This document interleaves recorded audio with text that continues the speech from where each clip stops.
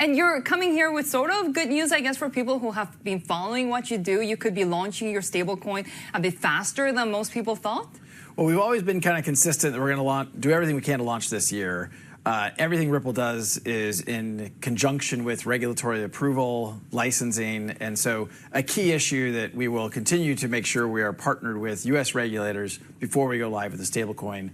We'll first issue it, we expect, in the U.S., but we think there's opportunity for stablecoins globally.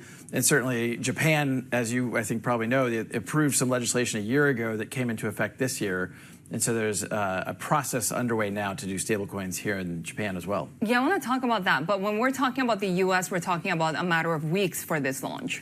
Yeah, our expectation has been to move as quickly as we can. Some people, I think, thought that might be the very end of the year. We won't know for sure until regulators say, yes, we have the green light.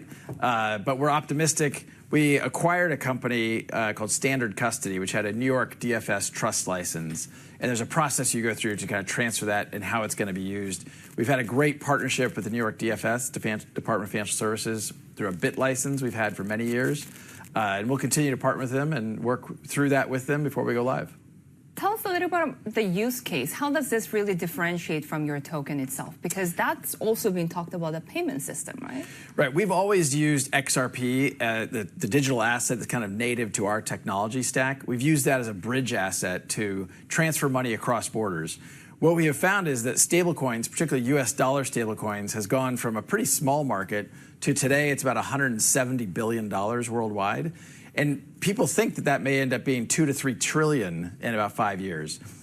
Given Ripple's place in the payments infrastructure, as well as a trusted brand partnering with financial institutions and regulators, we felt like there's an opportunity to enter the stablecoin market as that market continues to grow. We already have used stablecoins in our payment flows for certain corridors, depending upon whether you're going to the Australian dollar or the Philippine peso. Certain corridors, it's more efficient to use a stablecoin at times. So we always use what's best for the customer, and we decided to go live and build our own stablecoin, and excited to get live with that this year. Thinking of building a stablecoin here in Japan, I mean, you said that the regulations here were clearer, but at the same time, is it more of a conservative market, no? You know, I think Japan has been a more conservative market in some ways, but I actually think that in some ways is also really healthy. Japan, more so than some countries around the world, leaned in early to provide regulatory clarity and passed legislation, both about stablecoins, but even further back, I think in 2017 or 2018, the FSA here in Japan issued clarity and a kind of a taxonomy, a framework for how different cryptos would be regulated. And that has really allowed, I think, entrepreneurship and investment to thrive here in Japan. Now, as compared to the United States, which has really been behind, certainly Japan and the UK and behind Switzerland, so a lot of countries are leading, and Japan has been in many ways one. That's not to say they haven't been conservative about the regulation, but I think that can be really healthy. As long as there's clear rules of the road, entrepreneurs will work within them. So if you're imagining a stablecoin in Japan, what's the time frame? Well, I think right now, Ripple in particular is focused on let's get live with the US dollar stablecoin. But I think there will be, people will want to hold yen stablecoins, and I think that's only a matter of time. And I think the regulators here in Japan, again, about a year ago, passed some legislation around that, and there's some companies going through the licensing process right now to get live. A lot of the companies that are involved in this space in Japan are larger corporations. Is that sort of a concern, not having the smaller, innovative guys take the lead? Well, I think what you're seeing is some of the bigger guys partnering with the smaller innovative companies. Ripple, way back in 2016, partnered with SBI, one of the largest and most successful banking conglomerates here and really across a lot of financial services here in Japan. And that's been a really successful partnership for us and for them. So we feel like it makes sense when you enter some of these markets to partner with some of the bigger guys. And that's true in Korea, that's true in Japan. Depending on what market you go into, we try to figure out what's the best way to enter.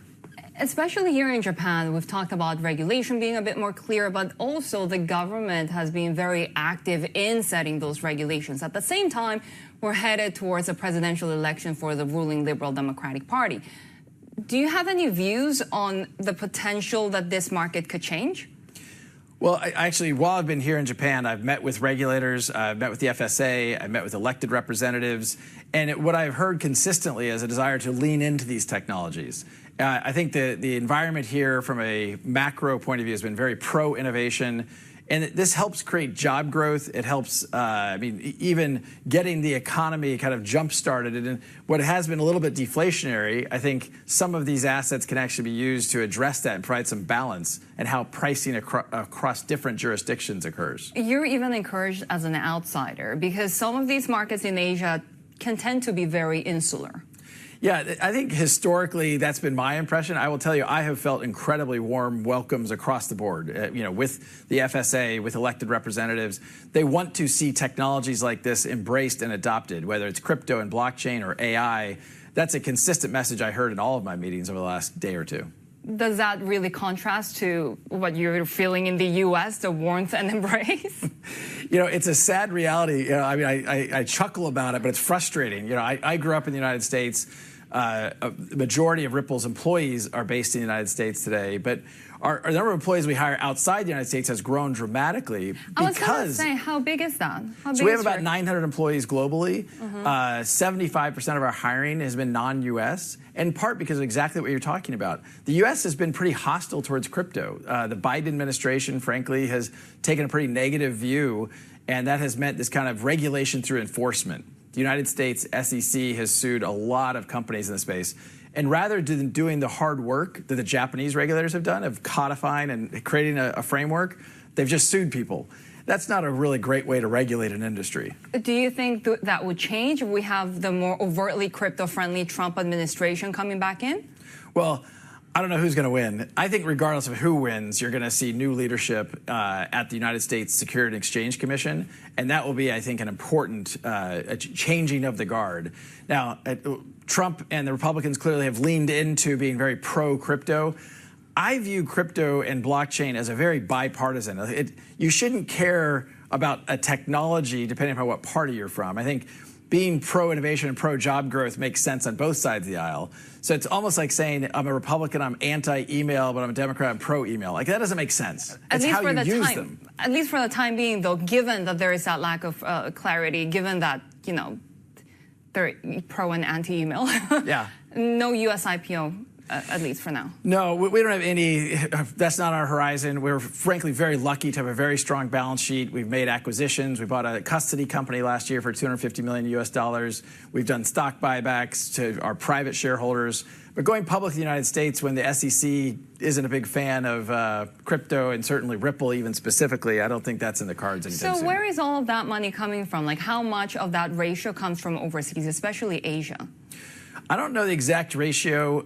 We think about our business as a very global business. 95% of our customers are non-U.S. customers. About 40% of our business is in the Asia-Pacific region in terms of payment flows. And again, our customers, Ripple the company, our customers are banks, financial institutions, payment providers. We use the XRP ledger, and we use the token XRP to kind of facilitate these transactions. Some people get confused about which is which, but Ripple, the company, our customers are all these banks and financial institutions.